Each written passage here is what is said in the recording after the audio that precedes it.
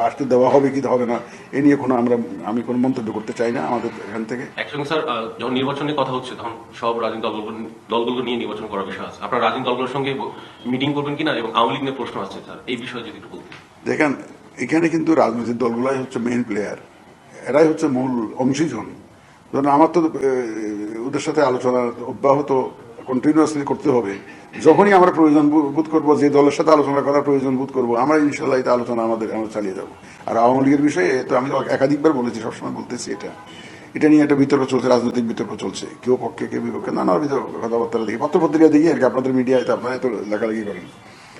তো এটা একটা ফয়সালা আমরা ওয়েট করতেছি। আমরা আমাদের তরফ থেকে আমরা এই মুহূর্তে কোনো আওয়ামী লীগ আসবে কি আসবে না, বাড়তে দেওয়া হবে কি হবে না এ নিয়ে আমি কোনো মন্তব্য করতে চাই না আমাদের এখান থেকে।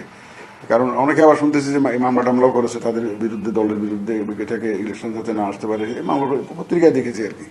যে কোর্ট থেকে জাজমেন্ট আসলে তো আমাদের তো সেই অনুযায়ী করতে হবে। আর একটা রাজনৈতিক ফয়সলা কি দাঁড়াইয়া দেখি, আপনারা একটা অপেক্ষা করুন, আমরা অপেক্ষা করি, দেখা যাক না শেষ পর্যন্ত সময়